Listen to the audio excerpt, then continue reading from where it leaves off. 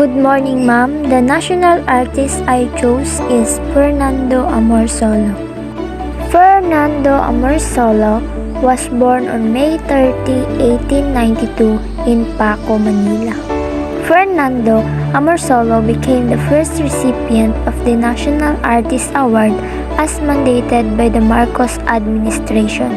Although he grew up in Manila, he spent his childhood in the small town of Daet, Camarines Norte. Inspired by rural life, Fernando Cueto Amorsolo's paintings consistently focus on showing the vibrant tropical Philippine sunlight.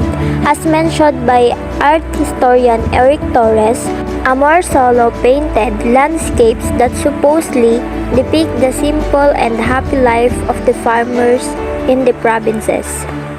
Moreover, the artist studied at the University of the Philippines School of Fine Arts, where his uncle Fabian de la Rosa, who trained him at the young age of 13, served as an instructor. He then eventually followed his uncle's footsteps and began his teaching career at the same university. Fernando Amorsolo's Dalagang Bukid. Dalagang Bukid is one of Fernando Amorsolo's best-known paintings. The paintings, or rather its subject, was Amorsolo's attempt to depict Filipina beauty as opposed to the typical Maria Clara image commonly associated with local women. As seen in the image of one of his estimated 10,000 works, Dalagang Bukid 1937 depicts a portrait of an ideal young Filipina maiden, showing a sweet smile as if she enjoys the agricultural life in the Philippines. His use of vibrant colors explicitly gives off the impression that life in the Philippines during his time, particularly around 1937, was particularly agricultural dependent, which was evident in his other works that shows farmers planting rice. Dalagang Bukid 1937 with Banga by Fernando Cueto Amorsolo.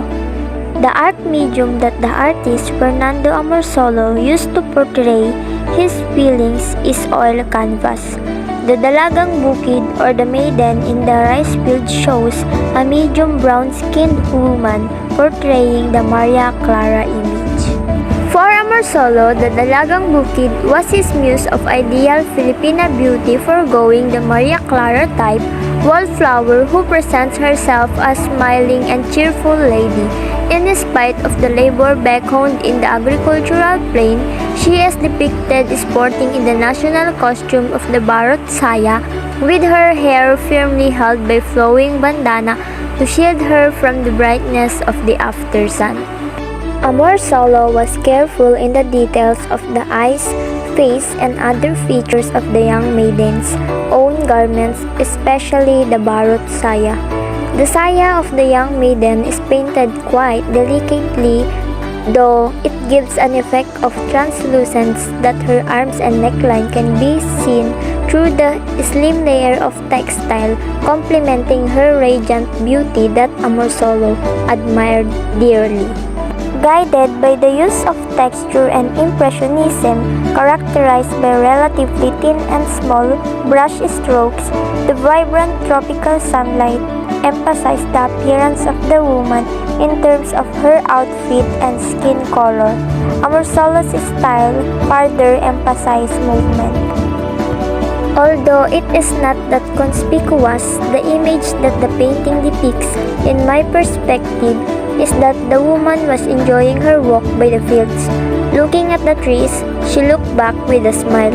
Hence, her shoulder gave emphasis on the way woman dressed, which attempted to depict Filipino conservative demeanor that every Filipina must possess during the American colonial period. Thus, this portrait created a narrative that life in the province is merely agricultural, that life was good, and that the ideal Filipino woman must be conservative, beautiful, and happily serving her family and doing reproductive jobs such as taking care of the house chores and of upbringing the children, given her gentle and warm demeanor. With the use of bright tones of yellow and green, the space behind the smiling young maiden appeared to offer an ideal environment where everything is abundantly flourishing. Although the portrait of the woman now appears to be very traditional and is no different from the countryside theme works of the artist, I still find it alarmingly attractive, perhaps because decades have already passed, but it remains ideal, because it does not reflect what is really happening in the provinces. Amorsolo may have created 10,000 paintings where the majority of which shares the same theme as Dalagang Bukid, but even after the first national award's death, today's political, economic, and social reality remains far from this portrait. Perhaps that is what makes his works attractive, such that they remain to be published in the elementary, high school, and even college textbooks and being taught as part of the mandated K-12 curriculum. I see the painting as a timeless standard of what is beautiful in the Philippines. It may have alienated the lives of other Filipino women in the city and regarded woman as the weak, gentle and the calm one taking care of the female responsibilities. Given the soft implied lines that guided the figure, but it must be recognized that this work of Amorsolo is a reminder of what could be and how happy would it be to live in the countryside.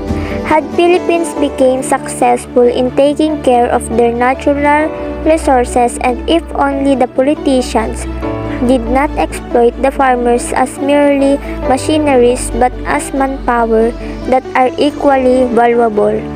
Looking at the image of the portrait, it seems as if the woman is smiling at me, as if she was telling me that countryside life is a simple but it is joyful. It appears as if she is inviting me to go to the province and live her way of life.